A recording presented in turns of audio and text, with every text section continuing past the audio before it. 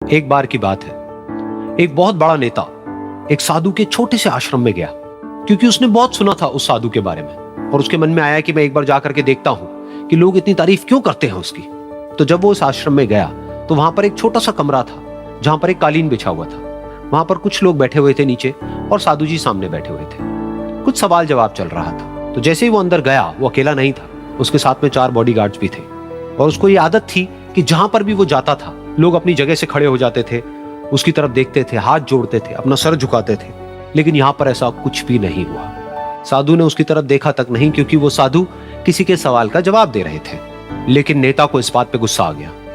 नेता को लगा कि ये मेरी बेइज्जती है। तो उस नेता ने साधु की बात को बीच में ही काटते हुए थोड़ा गुस्से से कहा, मैं आपसे कुछ कहना चाहता हूं। साधु ने उसकी तरफ देखा और बोले, आप थोड़ी देर रुकिए, पहले मैं इनके सवाल का जवाब दे लूं, उसके बाद में मैं आपसे बात करूंगा। तब तक अगर आप चाहें तो आप बैठ सकते हैं। बस साधु का इतना कहने की देर थी। नेता का चेहरा गुस्से से लाल हो गया और फिर उसने अपना सारा गुस्सा उस साधु के ऊपर निकाल दिया। अभी तक वो नेता बहुत ही तमीज से बात कर रहा था, यानी कि आप कह करके बात कर रहा था। अब वो तू तड़ाक पे उतर आया। नेता ने उस साधु को कहा, तुझे पता भी है मैं कौन हूं और तू किससे बात कर रहा है? साधु ने उसकी तरफ देखा और कहा, मुझे इससे कोई फर्क नहीं पड़ता कि आप कौन हैं, लेकिन आप जो कोई भी हैं, अगर आप चाहते हैं कि मैं आपके सवाल का जवाब दूं या आपसे बात करूं तो आपको कुछ देर रुकना होगा। और साधु के ये कहते ही नेता गुस्से से पागल हो गया और वहीं सबके सामने चीखने चिल्लाने लग गया, अब मैं तुझे तेरी असली औकात दिखाऊंगा। तूने मुझसे पंगा लेकर के ठीक नहीं किया है। तुझे पता भी है मैं तेरे बारे में क्या सोचता हूं।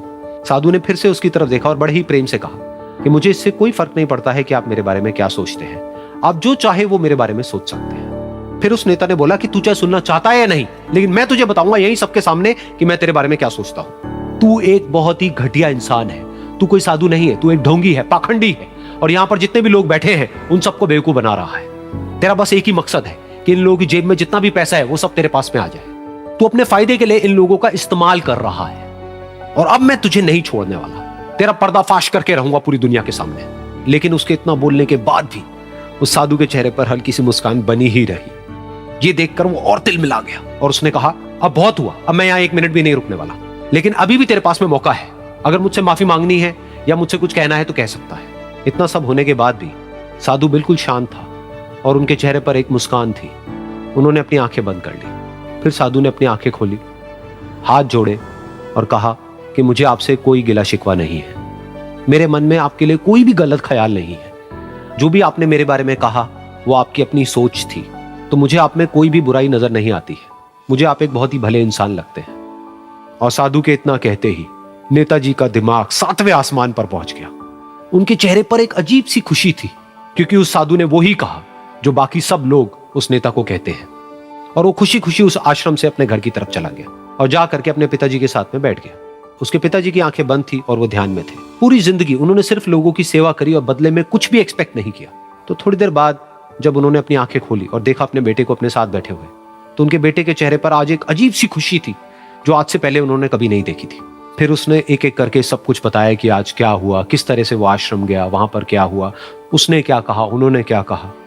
तो जब इसके पिताजी ने पूरी बात सुनी तो थोड़ा सा मुस्कुराए और अपने बेटे को देख करके बोले कि उन्होंने तुम्हारी तारीफ नहीं करी है, क्योंकि उन्होंने वो नहीं कहा कि जो तुम हो, उन्होंने वो कहा कि जो वो खुद है।